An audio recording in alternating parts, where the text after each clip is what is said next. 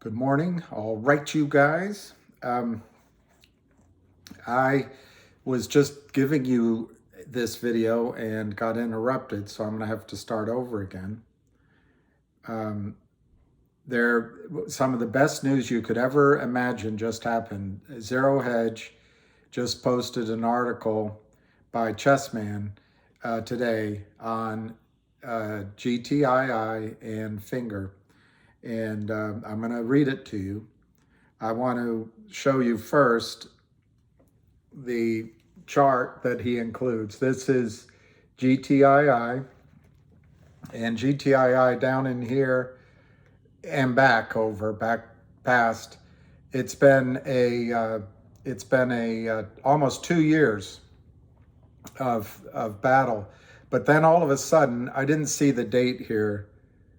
September. I'd say before September, sometime back in here, avid traders started making videos, and that was critical. And you can see him on YouTube. My guess is somewhere in here, Lou, Sweet Lou, and his crew. That he's got a really large following, came in. And then the momentum carried it up to these highs. And we've been flat for quite a while. We had a tough day Friday. But with this article, I think the shorts are going to be in trouble. And I'll read the article and then give you some comments. But this is some of the best news for GTII. Because of all of the hard work of all of you, two of the guys I just mentioned, and Ham has just been in there steadfast like Winston Churchill was in the House of Commons when everyone was ignoring the threat of World War II. Churchill sometimes had to stand alone and he'd be laughed at and ridiculed. Well, Ham's had to fight this lonely battle and he's never quit. And then there's a couple of guys very close to the company itself. There's, I don't think he'd mind me saying, there's Tommy Wang has done a lot. He's on Twitter. You can find all of the names on Twitter.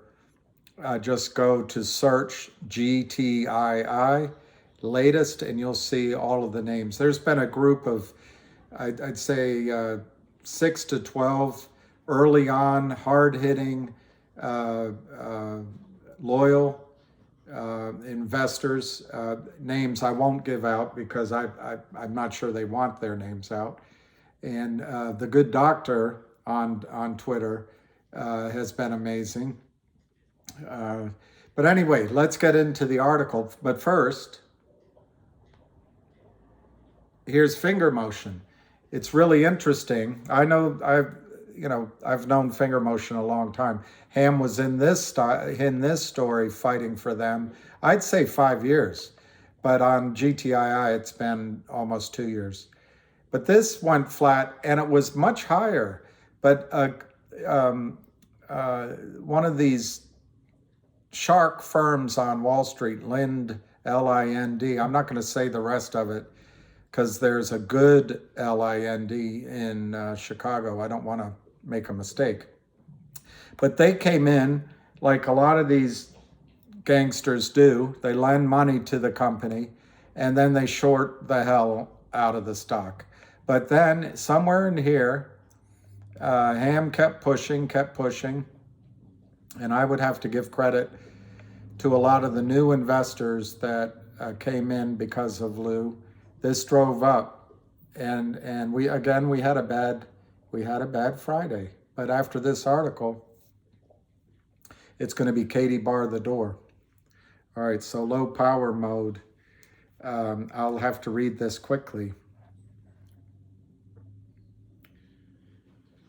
I'm going to show it to you first.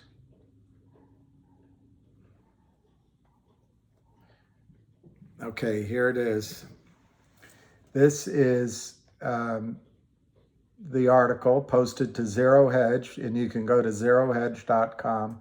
This is a site that I personally have followed for years, almost since it started. I think it was a slightly different presentation, and it was much more Tyler Durden than, as big as it is now. Apparently it has over 100,000 visitors a day. That's not right. It might be 100 million. It's big. I think it's 100 million visitors a day. I looked it up. I couldn't find a site to say how big they are. Okay, let's get into it. Newest AMC meme stocks, Finger and GTII squeezing shorts. This is by Chessmaster, Sunday, October 16th, 2022 at 2:40 a.m. The major indices like the Dow are down 17.34%. NASDAQ is down 31.83%. The S&P is down 19.51%. AMC Entertainment Holdings is down 86%. That's NYSE AMC is down 86%. But two meme stocks bucking the trend are Finger Motion Inc., NASDAQ FNGR, and Global Tech Industries Group Inc., OTC Markets, GTII. The market capitalizations exploded from 175 million on GTII to 1.72 billion at its peak, and 30 million on Finger to 380 million at its peak. All anointed meme stocks to date have reached, quote, blue sky status, setting all-time high prices. But Finger is an anomaly, sorry for my pronunciation, anomaly, far short of that elusive $17 level. Finger has been $16, $17 in the past and stayed above $9, $10, $11 for quite some time. It was only because of this group LIND who shorted it, but we'll get into that. Do these meme darlings have the right stuff? Chessmaster asks. The raw data shows an explosion in naked short interest and the tactics they have been using to manage their position ahead of a mandatory buy-in in the coming week. While the shorts were able to exploit a momentary crack in the meme stocks ahead of earnings, it's becoming increasingly clear that an epic short squeeze is about to ensue, and that these newest meme stocks aren't associated with a traditional pump and dump designed to enrich executives. This is highly unlikely when listening to the videos that the CEOs have curated. The meme army is back, and they are ready for war and intent on punishing and exposing the naked shorts. I'm just going to give a couple of comments as I go. I think it's a little unfair to call this the meme army. I think there's been loyal, hardworking, committed people, starting with Ham, where you can find them again going to Twitter, typing in GTII search, and you'll see all these names. But this has been about education. It's been building this wall brick by brick. I don't want to use wall, but it's building the force, the longs, one recruit at a time, and slowly one person told two people, and then they each told two people, and but the relentless work of Ham over a 2-year period in GTII and over 5 years in Finger doesn't lead me to believe this is a meme stock army. Now, I think what you're going to see after this ZeroHedge article is meme stock players come in. But Wall Street is corrupt. The settlement system is entirely broken. And there's a lot of low-level people like Kurt and Seth Kramer that, in my judgment, criminally take advantage of this broken system. No one really watches when we're in a bull market. And I think a lot of things have become computerized. So maybe there's not human eyesight on a lot of these situations. In the case of Finger, Lind Capital accomplished, to their own detriment, in about a fortnight what it took Kurt Kramer to do in almost 2 years. But they're both situations have been attacked and been destroyed by these lowlifes who prey on small over-the-counter companies, the American dream, for their own wealth. And no one's done anything about it. And that's what I think Ham has been fighting. So I don't think it's a meme army. Anyway, quickly, this video is entirely my opinion. I'm not giving financial advice. Okay, let's continue. As they say in the South, let's continue on. Actually, they say that in the North as well, but let's continue. Raw data analysis. Volume-weighted price data is always superior to price data alone because it gives context as to where investors are placing their bets. Before the run-up started, both of these stocks were trading under $100,000 a day in volume and seemingly came out of nowhere to a point where Finger traded $1.2 billion in the past 20 trading days.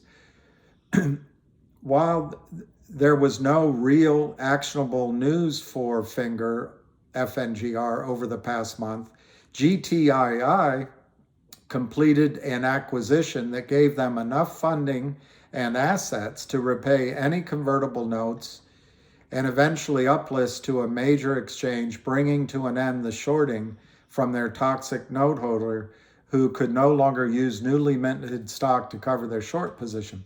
Okay, so I have to interrupt a little bit here. What happened in GTII, Kurt Kramer, and this is the modus operandi, according to one legal filing, Kurt Kramer has done this 400 times, which may mean 400 separate companies. And Kurt Kramer's been doing this almost 2 decades. Every now and then the SEC slaps his wrist, gives him a fine of $1.4 million in 2013. The SEC agrees he did nothing wrong. Kurt Kramer says, I did nothing wrong. And they go on to loot the pocketbooks of working class, middle class, upper middle class Americans and destroy entrepreneurs who have relied on the American dream to fund their companies. I wonder if Apple Computer, or AT&T for that matter, could get started, or one of the media companies, if they could get started today in the market so slanted to the advantage of selling shares that do not exist. But in the case of GTII, I have the dates here. I'll give you, for those that care, I'll give you the exact dates. But GTII entered into a note on November 27th, 2020, with Geneva Roth Remark Holdings, a Kurt Kramer beauty. And it was in the amount of $74,800. And it included it was a discount from par of $6,800. So the amount that Kurt Kramer made on that note was $6,800 as a discount. Somehow he lives like a king in Great Clam, New York. But they also paid $3,000 in expenses to Geneva Roth Holding. The note had a 10% yield, and it basically, without getting too complicated, had a formula after 6 months that Kurt Kramer could convert the shares the convertible note into shares of the company at a 25% discount to the market price. It was the average price for 15 days leading up to the conversion. Now, the lawyers out there will tell you that Kurt Kramer had to wait 6 months. It is my belief and judgment that Kurt Kramer started selling stock in the open market of GTII before this document was even written, and then continued to sell it during the existence of this convertible note, which was signed November 27, 2020. So, FINRA would have to look, the SEC would have to look at time and sales and tickets. But I believe Kurt Kramer started selling the stock prior to this November 27, 2020 date, and then took the proceeds, because he's got many, many accounts, and money's fungible, took those monies to actually fund this note. Now, when they start selling after the note's signed, I don't remember where the stock price was. They can start selling the stock down, down, down, down, down, down, down, down, down. They're unrelenting. They only have one strategy, which is to sell. They buy the Quotron machine. They take the buy off. The buy actually happens in these toxic notes. Then from then on, all they do with apparently Alpine as their prime broker and a bunch of shady market makers, which the only reason they exist is to carry on this fraud. They just sell, sell, sell. So the CEO looks at this and says, "Oh, only 75% discount. I get money now. Okay, we got our plans. We're gonna thrive." Well, the Kurt Kramer gets the stock price down to maybe 5%, 10% of what it was when the note was signed. And then on top of that, he gets a 25% discount. And this is allowed by FINRA and the SEC. So anyway, then I want to give you the date. On February 26th, 2021, so basically 3 months later, little more than 3 months later, David Reichman, the CEO, bought this note back. So where this story is inaccurate is there have been no shares available in either immediately or in 6 months or in some sort of conversion of a toxic poisonous formula. There are no shares available. So to the extent that anyone from the SEC, FINRA, the news, or the prime broker is watching, Kurt Kramer has been selling stock for 18 months, that there is no shares, are no shares extant that he can sell. There will be no shares. There is nothing that the company will issue. So he has entirely been defrauding the market, defrauding you if you're the prime broker, although I think you might be in the game with him, and defrauding every single investor on this call who may have bought stock. The brokerage firms take your cash, they put it in your account. What do you have? What do you have? The Kramers have sold phantom, non-existent shares that they never will, then they know it. They knew it. It's their own document that Reichman bought back under the parameters of their own document. Reichman had to pay a premium to buy back his note. And he did it, and it canceled the whole thing. And the shares that the Kramers were going to burn the company with were returned. The Kramers have lost in court. These are usury contracts. They're illegal and manipulative on the face. It makes them a unregistered securities dealer. But the SEC is too concerned with Kim Kardashian. I think the SEC, Gary Gensler anyway, wants to bask in the glory of the TV cameras that go around this burlesque show called Kim Kardashian.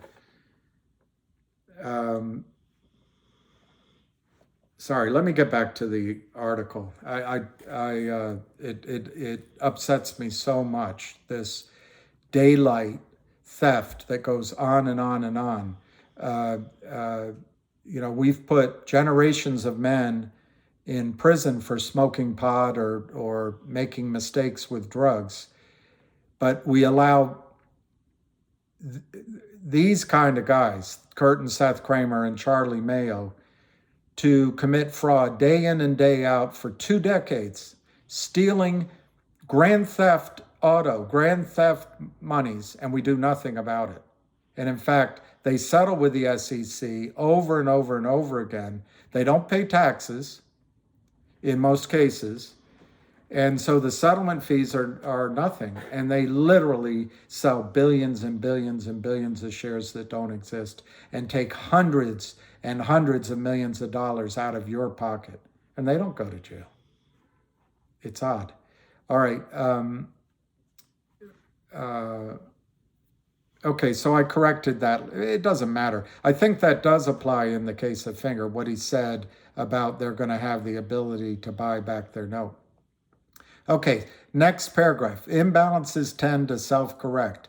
The stocks both peaked on October 3, 2022 in terms of dollar volume traded, but it took an additional $668 million in dollar volume to move FNGR from $6.50 to $8.95, new highs during the year, which only moved up the market cap by 105 million. If something doesn't seem quite right about the paltry price movement, then you are not alone. Finger got its NASDAQ listing on December 27, 2021, when the stock was trading at $8.50 and had about a 285 million market cap. For 9 months, it was on a steady declining drip from $8.50 all the way down to 63 cents. These criminals sold it off. LIND, criminals. Losing 92.5%, criminals. And some poor guy who was one toke over the line is rotting in jail while these guys are living their lifestyle. So it lost 92.5% of its value and traded only $15.45 million in volume and 8.4 million shares over that time. When stocks double, they normally trade twice their float, so it makes sense when stocks go down, they do the same. A float of 4.2 million makes perfect sense and was last reported on OTC markets before the NASDAQ uplisting. We're talking about Finger here. If the supply of a stock was fixed, then it makes sense that 8.4 million shares should have taken the stock back up to $8.50. But the reality of the situation was that it took 205 million shares to get back to 860 on 10/13/22. This is 24 times the expected volume, violating the laws of supply and demand. The criminals at LIND, again, everything's my opinion and judgment, shorted in the space of a fortnight over 100 million shares. And if I'm wrong, your number's not much better. I think it was 104, 106. So everybody that bought shares that don't exist. How, Gary Gensler, do you allow this to happen? I cannot believe in a time when PayPal can go into your account, take $2,500 out because they saw that you said that the sky was pink or that the sea was orange, and it's misinformation, and they take your money right away. How, Gary Gensler, is it possible that the SEC cannot track certificate, whether it's physical or electronic, by its CUSIP number, or by some other code embedded in the shares and settle the trades immediately, accurately, honorably, without stealing money from the United States public. What, Gary Gensler, is in the accounts? What, Gary Gensler, is in the accounts of the people that bought 205 million shares of FNGR over the last 2 weeks? What's there? The only excuse, Gary Gensler, is that Goldman Sachs makes money lending stocks, in trading, assets under management. Goldman Sachs makes money in this corrupt system. It's the only answer. All right. I tell you, one thing burns me. When you take advantage of the hard-working American men and women that keep this country functioning, so all of you elites can live your rarefied air existence, it burns me. And so if I get upset, that's why. Just because you went to a good school, happened to meet the Clintons, and worked at Goldman Sachs, Gary Gensler, it does not justify letting this kind of thing happen so you can have $100 million in your account and you can hang out and shake hands with all those people. Someday it's over. And at that moment, if you don't do something about this, you're going to regret it. And of course, I hope that's many years from now.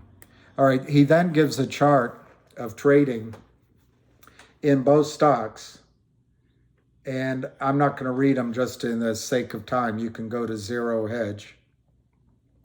Careful analysis has revealed that the true float of a company is more likely to be 4.2 million versus the 10 million at DTC, or the 16.1 million unrestricted shares. That sentence isn't all that clear, but what I think he's trying to say, and I know is a fact, there's something like 13 million shares in the public float. It might be a little higher now in Finger. Of that, it's only about 3, 4, 5 million that's actually trading. The rest are all certificates held closely, many held overseas. So the actual float, real float, is, as he says here, maybe 4.2 million. When the company listed on NASDAQ, they didn't have enough in the float, and it seems obvious that they asked long-term shareholders to unrestrict, that's a new verb, unrestrict their certs, that's a new noun. So they had to unrestrict their certs and put them into DTC to meet listing requirements. This expansion of shares from loyal shareholders does not translate easily into an increased float. So while it might be higher, the float, than 4.2 million, it's nowhere near the 10 million in the DTC as the shorts are hoping for. All right, so the only naked shorts are the only logical explanation. The sun's getting on this. So Chessman goes on to write, since no new shares of Finger were created during 2022, absolutely correct. During the insidious drop to 63 cents, it's clear that supply must have expanded dramatically during the period. The float of the company doesn't trade 17 times in a single day, as it did on 10/2/2022, with no news without a reason. There are meme influencers on Twitter touting 102 million naked shorts. I think touting is a little unfair, but we'll go with that. I mean, it's FINRA data. You can go to otcshortreport.org.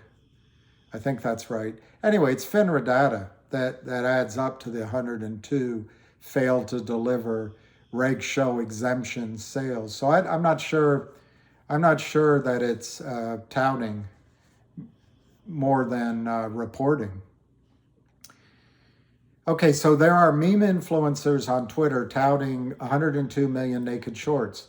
While this number seems excessive, it can be discounted by 50% and the product is still over 10 times the existing float or even 5 times the DTC share count.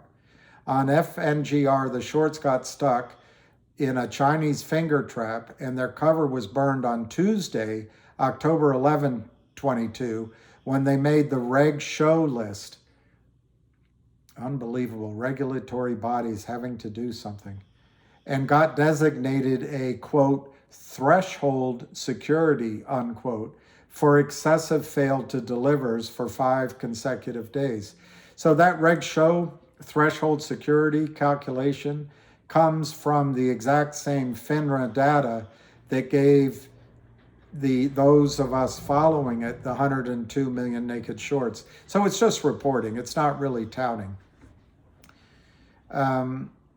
The timing is exactly 5 days after it traded 71.2 million shares. Adding fuel to the fire was the latest short report out of NASDAQ, which showed a short interest of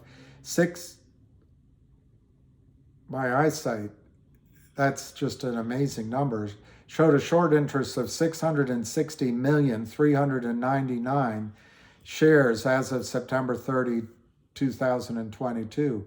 While that might not seem high, it hit right before the volume kicked in and made a huge move. I think that sounds really high. I may have misread it. 660,399. I see what he's saying. So it's under a million. My apologies. So the report read a short interest of 660,399 as of September 30, 2022. I bet you wish you're reading the article yourself at this point. Okay, then they quote from Ham at Ham Short Killer on Twitter regarding FNGR. LIND is another destroyer. How many companies have they lent dollars to and KILLED them? 102 million counterfeit shares sold in 15 days. Follow the sell tickets and their phone records to market makers. And then he posted from finbold.com, over 170 companies delisted from the major U.S. stock exchanges in 12 months. A total of 179 companies have been delisted from the major U.S. exchanges between 2020 and 2021, the study finds. Now here, for those of you who care, what happens, the groups like Kurt Kramer destroy the companies down to nothing. They can't use their currency, their stock as currency anymore. They can't effect mergers. They just basically, and then they don't even qualify on the exchanges. So they get delisted. Is there a closing transaction for those shares? Is there a 1099? No. So all of a sudden, what Kurt Kramer took 2 years to sell down into oblivion ceases to be, but there's no closing transaction. So while you're going to be asked to pay more taxes, waiters and waitresses and firemen and policemen and ditch diggers and engineers and pilots and everybody from all walks of life, the Kramers can destroy a company. The company gets delisted, and on hundreds of millions, they pay no taxes. No taxes. If that doesn't make you upset, and they want to go after tips. They want to go after tips. Naked shorting strategy. When the shorts get in trouble, they create an endless supply of stock, which creates the appearance of a large seller that won't step out of the way. Chessman got it with that one sentence. When the shorts get in trouble, they create an endless supply of stock, which creates the appearance of a large seller that won't step out of the way. They ignore how much is in the float since they are only interested in breaking the buying resolve of the buyers. He's spot on here. During this period, the stock will trade monster volume and barely increase in price, as was the case with FNGR from October 4 through 12. It traded $668 million in dollar volume to achieve a 27% price increase. Bear raids. The most common strategy employed by the shorts is what is known as a bear raid. When the volume thins out, the shorts strike by selling the stock quickly, hitting bids, and taking out stop losses designed to protect investors at key support levels. The shorts are very careful to avoid triggering the limit up, limit down circuit breaker, LULD, as if anything like that really matters. The regulatory guys are out, on their sailboats and flying around elsewhere. They're not doing anything about this. I hope this changes. I really hope it changes, because these two stocks are going to bring down a prime broker, and it's not Meme Brothers. It's not Bernie Bros. It is the complete lack of effort, incompetence, somnolence on the part of the SEC and FINRA, and internal regulatory controls at the brokerage firms. And it's fraud on the part of Kurt Kramer, his brother, Charlie Mayo, and their in-house lawyers, in my judgment. Okay, the shorts are very careful to avoid triggering the limit up, limit down circuit breaker, LULD, which is triggered off of 5, 10, or 20% drops in price in 50-second increments. The shorts also resorted to short-term tactics that dropped the stock 50 cents in about 3 to 5 minutes to incite panic. And when it didn't happen, they bought back their shares and waited to try it all over again. I'm not sure they bought anything back, but Chessman might have better information. One of the differences between GTII and FNGR, and the reason I bring GTI, try to bring it to everyone's focus, there's only one short seller in GTII. In the case of FNGR, there's so many, possibly. It's probably only one, but there could be many others. So it's harder to, it's not like a stick figure cartoon. It's got a lot of players. Anyway. Okay, he goes on to say the shorts also resorted to short-term tactics that dropped the stock 50 cents in about 3 to 5 minutes to incite panic. And when it didn't happen, they bought back their shares and waited to try it all over again. The constant rinse and repeat is supposed to drive their bases higher and higher. But day in and out, they were losing as the stock marched higher and higher. Okay, so now the next chapter, short and distort articles. Another tactic that the shorts use are hit pieces that are supposed to shock shareholders, and these pieces have worked well in the past as they attack the fundamentals of the company. The only issue with FNGR is that many of the shareholders are buying the stock for technical reasons that have nothing to do with the fundamentals of the company. There was an expected short piece on the finger financing with Lind, but the meme crowd has quickly dissected the details of that financing and realized that the company is planning on paying them back, so the meme crowd isn't going to be shaken by any revelation in the fine print of that financing. And that's what Chessman was referring to earlier in the article. I just think he got GTI. GTI, there is no financing in place, none. Reichman bought that back 19 months ago. So Finger still has one out there, but it's going to be bought back. And I don't claim to know all the terms of the Finger deal. Okay, the shorts posted their first winning day in Finger on Friday, October 14th. Sounds like a movie. When they were able to string over 1 hour of continuous downticks. Is that unbelievable? One straight hour. One straight hour. I watched it. It was less than 300,000 shares. If I'm wrong, your number's not too different. And over about 2 hours, 2.5 hours, and nothing but spoofing, washing, trading amongst the crooked market makers. I don't know how you let it go on, FINRA. I don't know how you let it go on, Gary Gensler. I don't know how you let it go on, Maxine Walters. I think you're the ones that, in charge of oversight.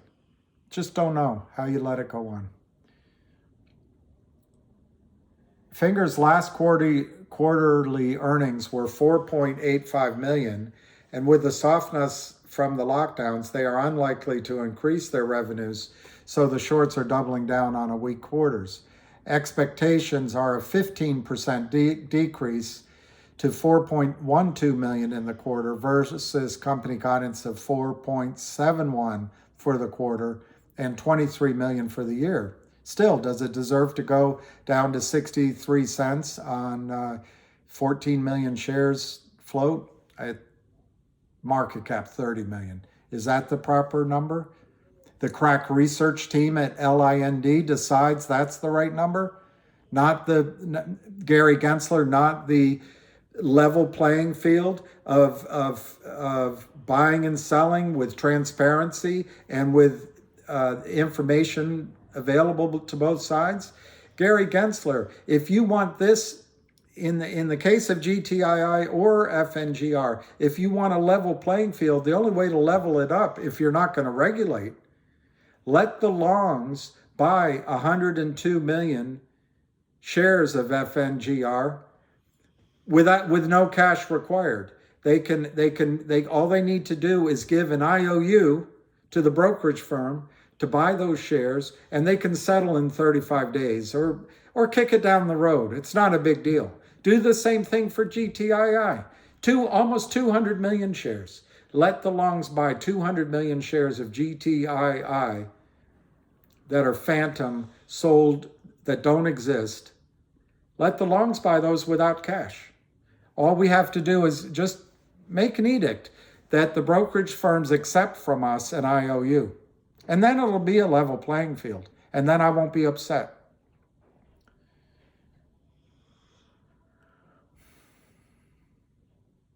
The amazing thing about the sell-off on Friday was that the shorts were unable to generate any real panic. The stock traded only 3.5 million and was the second lightest day of the month. There are only 4.2 million shares in the float, so 3.5 million, which represents 85% of the float, may sound like a lot, but the reality is that no one knows how many shares are floating around in the system. I'm not sure his point on that. He may be meaning all the naked phantom shares out there. Okay, waging war on the shorts. A number of influencers on YouTube, like Lou versus Wall Street. Kudos to Lou. I mean, he did his analysis. He met with some of the principals, and he went out on a limb to tell his investors and the people that follow him to consider GTII. I don't think he gives advice any more than I do, but he put his opinion out there. So Lou versus Wall Street, they mentioned. They mentioned Moon Market and Al from Boston. They also mentioned my name, but I'm not going to repeat it because it really isn't about me. So a number of influencers on YouTube have declared war on the shorts, and they know the momentum is just getting started. As both of these meme stocks are still in their gestational phase, as measured by social media channels like StockTwits. Finger has 2,650 followers. GTII has 4,250 followers. I'm not on StockTwits, I don't think. Maybe I am. But I'm going to start following. So I'll add one. Maybe you guys should too. The first real test of Reg Show system will be this week, as the brokerage houses are mandated to buy in and the fail to deliver positions on FNGR. Well, I wouldn't hold your breath. They've never. Anyway, we'll see. I can't wait. I'm excited about it, but it always seems there's something they do. But this is exciting. Let me read it again. The first real test of the Reg Show system will be this week, as the brokerage houses are mandated to buy in failed to deliver positions on Finger. Could be exciting. Broker dealers can only hold failed to deliver positions for 13 days, making next Friday a turning point in the battle. There's so many different numbers out there. You're supposed to settle the morning after settlement if it's failed to deliver. I don't know how many people are watching understand. In the United States, there's 4 tickets. Buy, shares you, with cash, shares you want to own. 2, sell, shares that are in the account that you own. Sell short, shares that you have located to borrow. And you've contracted to borrow, so you can sell short. Or the 4th is to sell under the exemptions of Reg Show, which is Goldman Sachs created a button. You can see it on the movie, I think, Margin Call. When one of these shady characters, they can just hit F3 or something, and it tells the market maker, we're reasonably confident we'll get the shares. It's all the market maker has to take to look the other way. Anyway, under that Reg Show exemption, you can read all sorts of things, but they're supposed to get a little bit of time while their dog ate their homework to locate those shares they said are coming, or to have delivery. And again, I do not understand when PayPal or Venmo can instantaneously, or your credit card while you're traveling in Timbuktu can instantaneously track something, why these things can't be done instantaneously, Gary Gensler. But anyway, it's the next day after settlement that they're supposed to be bought in. Here it says 13 days. I've also read that they get 35 days. So I hope Gary Gensler gets this going. All right. Then they quote a video from Avid Trader, who is an excellent technician and a very stalwart defender and fighter in the case of these stocks, called Tactic Mentality, Time to Go Dark. There it is. And you can find Avid Trader on YouTube and on Twitter. The brokerages will either find some way to kick the can down the road, or their compliance team will show them how bad the issue is. This Chessman's got it. He's got it. It's exactly right. At some point, the brokerage firms have to decide, do we want to be in the fraud business with Kurt Kramer? Or do we want to be on the side of the righteous, or just on the side of not losing the entire market cap of our business? All right, the brokerage will either find some way to kick the can down the road, or their compliance teams will show them how bad the issues are. Many of these brokerage houses did such poor due diligence on Finger that they thought there were 25 million in the float before it was too late. They didn't realize there were only 4.2 million when they traded over 70 million in a day. They make money by loaning stock to the shorts, but the scarcity of shares is what is driving the short borrow rates to over 1,000% per annum. The similar numbers on GTII and borrowing costs, by the way. That's 2.7% daily. That sounds like a credit card in Delaware. That's 2.7% daily, and with a stock that isn't cooperating by going down, this is a costly endeavor. Well said, Chessman. The meme horde led by Twitter personality @HamShortKiller, he is a personality, is trying to press for the enforcement of the buy-ins by targeting the SEC and media outlets like CNBC, who have done little to report on the issue. They also seem to have the attention of Fox News reporter Charles Payne. This is the post from Charles Payne with the truck that was set out in front of Fox News. And Charles Payne wrote, "I went down to see it and just missed it. I love it. This is David and dozens of Goliath story. There are serious issues that must be addressed. The devastation in many companies that might otherwise have changed the world for the better cannot be ignored." And this post he retweeted is from Ned Stark, one of our great team, team of people trying to effect change. I'll come back to it after I finish reading, but I think there's a reason why Charles Payne and the rest of these guys don't really hop on board, and I'll get to it right at the end. But they are. I'm not trying to be negative. All right, the fundamentals no one cares about. The meme horde doesn't really pay attention to fundamentals, but both companies actually have sound operating businesses. GTII acquired Wildfire Media, which is a marketing company that supports law firms. The acquisition is ultimately bringing in a war chest of $85 million in accounts receivable, which will eventually trickle down to the balance sheet as they are collected. In addition, the company is expected to generate $25 million in gross revenue and will have a partial earnout on the shares. FNG is a big data tech story. They are the Chinese version of Snowflake, SNOW, NASDAQ. They have a top-up business where they act as the payment processor for all the prepaid cell phones in China, which has 1.5 billion users between China Mobile and China Unicom.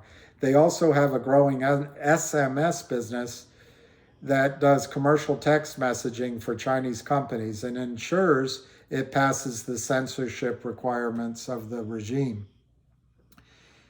The business that Argus Research was excited about is the device protection business, which could do well over 80 million that they projected. The device protection business is so robust, Finger may not need any additional cash to fund operations. The division with the biggest potential is their InsurTech division called, I'm not going to get it right, Sapientus. It has the potential to do hundreds of millions to billions in revenue once they launch insurance products. Their relationships with these multi-billion-dollar insurance conglomerates are good, but they move slowly. Any recent progress with a reinsurer could really bolster the fundamentals of the stock. Okay, I got an ad, guys. I'm sorry, I got an ad. This, for your edification, is the chart in Finger. And you can see how high it was, how steady the destruction was, how low it got, and you can see the rebound. Okay. My phone is on its last battery, so I got to get this finished for you before I run out.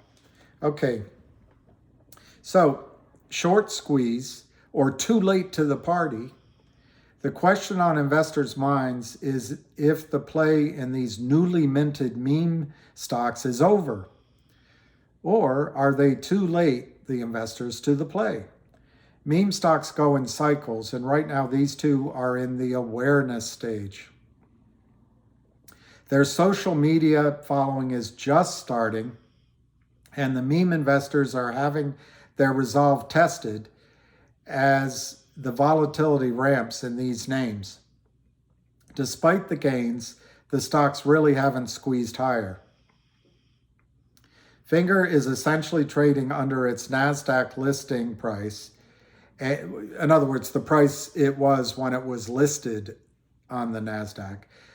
And while GTII is in record territory, there hasn't been a runaway buying blow-off like the other meme stocks. What hasn't happened yet are the buy-ins that come from extremely high interest rates and very tight floats. There is a very high possibility of this in the coming week if the pressure from the influencers make their way to the compliance desk of these brokerages that have allowed the naked shorts refuge. I guess I'm one of those influencers. But just to quickly interrupt my own reading, in the case of GTII, we know the prime broker. It's called Alpine. And I have my concerns that Alpine is also either being lazy or complicit or hiding some of this. So whoever lends to Alpine, I would call my loans, or I would check in to Alpine. And FINRA, check the time and sales, check the manipulation, check the phone records, check the loser market makers. Okay, meme stocks will eventually enter a phase where there is a trading halt. After a trading halt, as the shorts attempt to cover. That was a confusing sentence. Meme stocks will eventually enter a phase where there is a trading halt after a trading halt as the shorts attempt to cover. I think he means there's trading halts after trading halts. Neither of these stocks has reached that phase yet. Another requirement is a new high, and Finger just hasn't gotten to that checkbox yet. Final note to any fundamental investors reading this. Finger is undervalued at the current level of 650, given its potential monopoly in the device protection market in China. And I need to read one last thing. Contributor posts published on ZeroHedge do not necessarily represent the views and opinions of ZeroHedge and are not selected, edited, or screened by ZeroHedge editors. Okay, now my phone can expire. I'm not going to read any reactions simply because my battery is almost dead, but I want to just make a couple of quick points. This gentleman seemed to focus mainly on Finger, so I want to give you, which is great, but I want to give you some things going on with GTII. In both stocks, there's ham, and that's on your side if you're long. 2, in GTII, there is no node out there that has to be bought. It already was. 3, in GTII, there's only one short, Kurt Kramer, and I wonder where he is tonight. 4, in the case of GTII, we're for rounding error purposes, it's 200 million shares naked short. Could be as high as 400 million, but that's from a study one gentleman did of previously failed to deliver shares. But based on what Kurt Kramer sold over the last fortnight, about 51, over the last 20 trading days, 52 million shares failed to deliver, plus as many as 8 million shares created by the warrants coming in the money, naked short. You know, that's 60 million in the last month, on top of what was a firmly held belief of 150 million shares being naked short. So anyway, fourth point, pick your own number, but 200 million shares possibly phantom failed to deliver, need to be covered. Fifth, there's a real short in GTII who has maxed his number up to 2.1 million shares. That's costing him something like 31,000 a day, 36,000 a day by my calculation, to carry he won't be able to carry that much longer. And that could be the trigger for a buy-in, because that's a real short that can get into margin trouble. Warrants were issued to shareholders of GTI, that's number 6, at $2.75 strike price. As these start getting executed, they were issued as a dividend. They have to be executed through the transfer agent. But as these IOUs and these fake warrants that the brokerage put in lieu of in all these accounts start needing to be exercised and filled in, brokerage firms are either going to call the counterparty and ask for shares or buy in shares of GTII and charge the counterparty. Gibson Dunn, 7. Gibson Dunn was hired by Kurt Kramer. Gibson Dunn provided a white-collar criminal defense attorney to Kurt Kramer. Kurt Kramer has run afoul of the SEC many times before. Just Google it, Kurt Kramer with SEC. Kurt Kramer has been adjudged in New York to have violated usury laws, so he set up shop in Virginia. And then there's an IRS investigation going into Kurt Kramer and all of his LLCs. So all of that, and I guess that's 7 or 8 about Kurt Kramer, that pressure is on. And then FINRA has been notified. The GTII did a shareholder count through its desire of issuing a digital dividend through the transfer agent. FINRA ended up saying you couldn't do it. We weren't allowed, I'm not part of the company, but saying that GTI was not allowed to do it. But GTI is still trying to do something in an approved digital platform. Point is, though, there was a share count that had anomalies that was, GTI asked FINRA to examine the fact that there were these mismatches, and the only thing it could be is that in the brokerage accounts, there are more shares bought than exist. Americans, investors, in their level playing field, put up cash and just got an IOU, not real shares.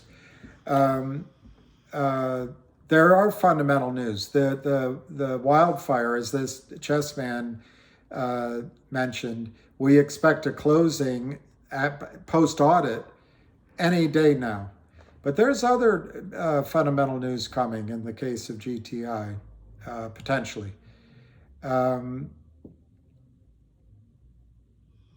then I guess the final thing I'll say, even at the closing price, GTII, Kurt Kramer was down on a paper losses of over $300 million. It's a lot of money. So to the investors in Kurt Kramer's schemes, who have been loyal with him over the years, Kurt Kramer is going broke, and he's running out of running room, and the feds are after him. All of this, in all areas, the feds are after him. When Wall Street wakes up to what a disaster they have here, they're going to go after the easy hanging fruit, and it's going to be Kurt Kramer. Okay, so that's what I wanted to say about GTII. Now, the differences between GTII and FNGR might be that FNGR is on the NASDAQ, and there might be certain things that can happen on NASDAQ, I don't know. But in the over-the-counter market, there's no halting, there's no synthetic shares, there's no option trading. So in both cases, you've got it, both GTII and FNGR, using Chessman's article, if you want to haircut the amount of shares for some reason in Finger, you're at least 5-to-1 in stocks that need to be bought back to cover, in both cases, to cover the naked shorts. In the case of Finger, I think it's a lot higher, but it's a new situation for them. So I don't know what their remedies are. In the case of GTII, this has been going on so long, Kurt Kramer is literally on his last legs. Who's he going to call? He's going to call somebody and they're going to say, oh, we'll be glad to help you? No, whoever he calls is going to start buying the stock. So GTII is, Kurt Kramer has no resources left. Okay, now the final thing I want to say in defense of the reporters like Charles Payne and Maria, I'd like to include her. I'm going to, I think, in a video here after I have lunch. But Maria Bartiromo,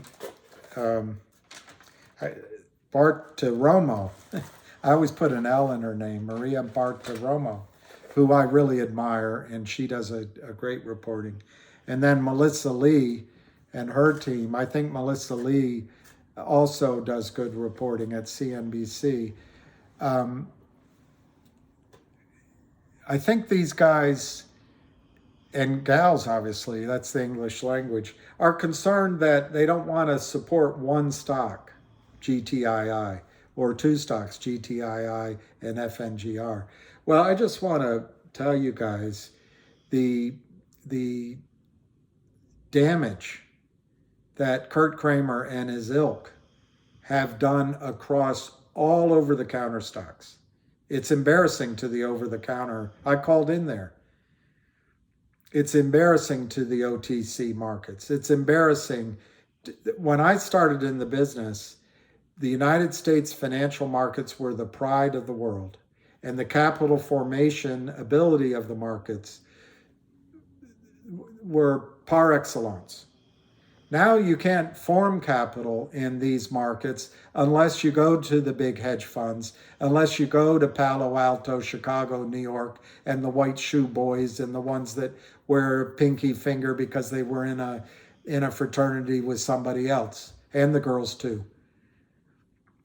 It used to be you could create, if you had an idea, you got angel funding, you could launch as a public company, you could raise money, you could use your shares to acquire other companies. But sometime in the 70s and the 80s, the regulatory bodies decided that what they had to fight was corrupt CEOs pumping their stocks and then dumping the shares, which is how the SEC started anyway. That was Joe Kennedy and his cohorts would pump stocks, and then as the public came in, they would get out. That's how Joe made a lot of his money. And that's why FDR picked Joe Kennedy as the first SEC chairman. Well, the fact is, to the reporters and to the regulators, you're still looking at what happened in the 70s and the early 80s. You're not looking at this systemic rot, termites, rats, mold, mildew, rotten beams. What other analogy can I give? The whole financial system, the whole financial market, the DTCC, clients' accounts are all predicated on this spongy, soft excess of shares sold that don't exist. Is it 10%? 50%? These are shares. Investors have put up their cash, so in that sense, the assets exist. But on the other side, there are no assets. And I won't go on with that except to point out that brokerage firms charge fees on those assets under management. Mutual funds and hedge funds charge fees on those assets under management. And commissions are made under those fake assets under management. And then stock loan department, like Gary Gensler's Goldman Sachs, make the majority of the firm's income. All on a massive percentage of fake assets? Is this the power we show the world? Does it frighten you? Anyway, the other thing is, I think a lot of the systems have become computerized.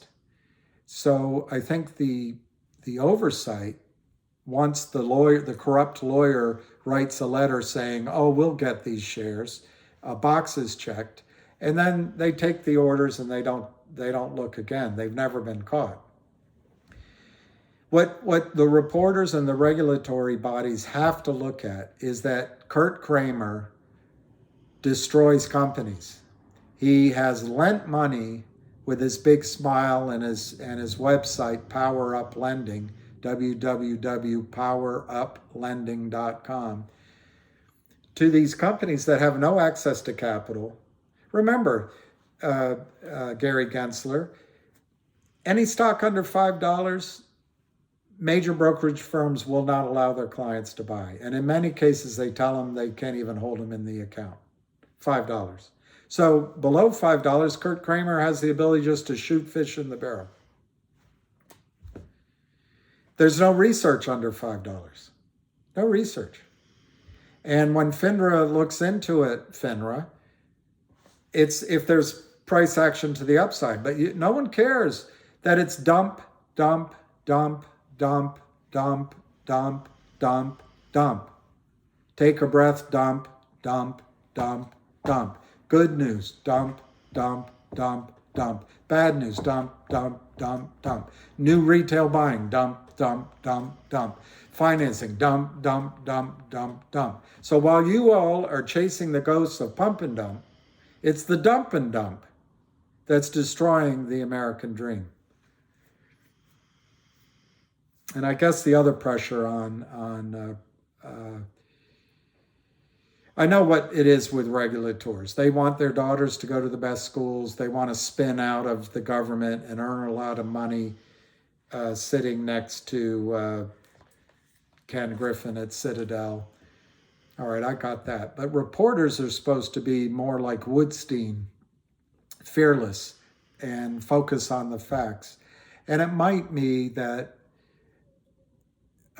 you don't want the appearance of helping a group of investors make money, and I get that.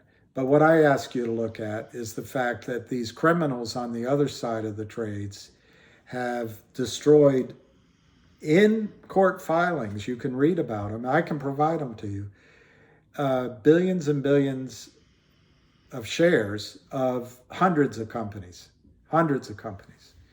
And they've stolen money out of the market. So the reason I recommend you look at GTII, both the reporters, Charlie Payne, Maria Bartiromo, and Melissa Lee, and there was an SEC lawyer on your show, Melissa, Jacob Frankel. I think Jacob would be pleased to know that GTII, it's almost wrapped up. We have all the evidence. It's one short seller, Kurt Kramer. It's one prime broker, Alpine. He has maybe 6 or 8 investors up there on Long Island. It's all very simple to follow. It's like those stick figures that when you're on the crosswalk, it's stick figures. It's broad daylight. The trading is so blatant. All you need to get is time and sales from FINRA, and you've got your case. And in terms of the reporters, you can go to Twitter, but I can give you the names of all these people. Hamster is the Mick Jagger or the Elvis Presley of ham at short killers.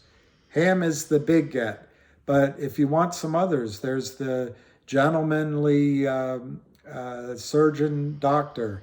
There's a core of the most tuned in, hard hitting, knowledgeable guys and women that I can give you, but they're all listed. I'm not going to give out their names because I didn't get permission.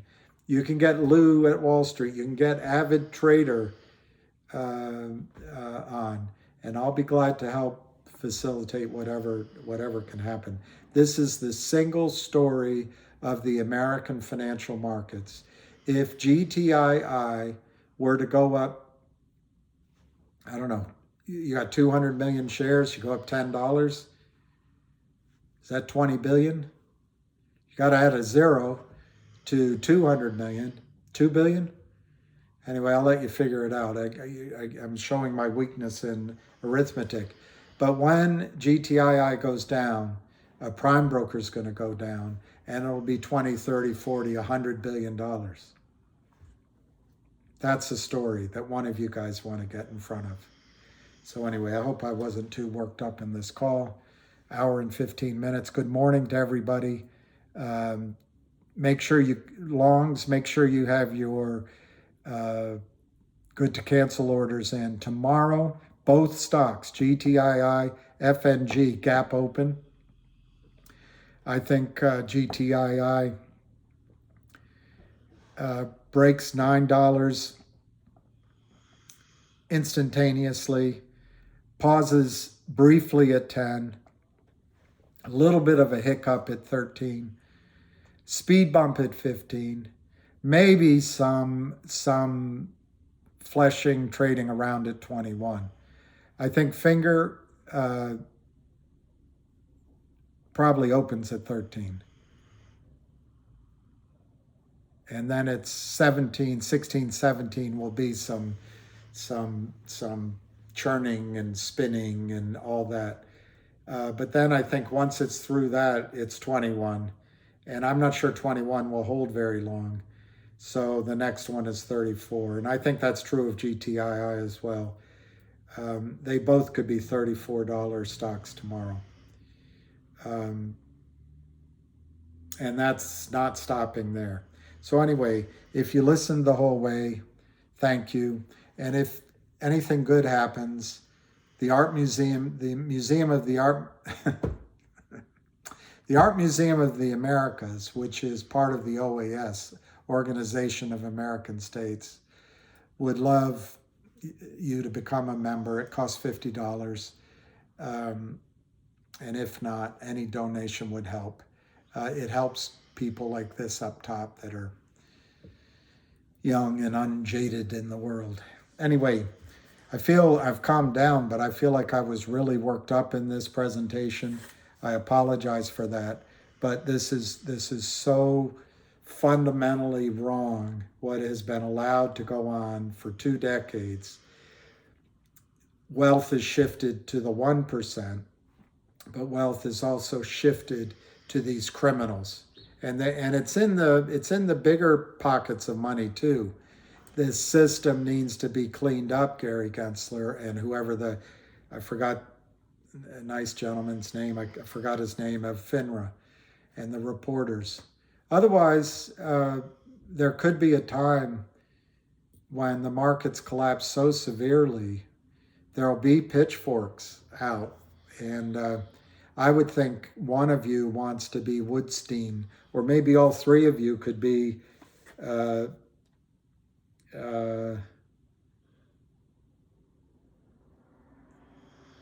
Barley-Ain, something like that.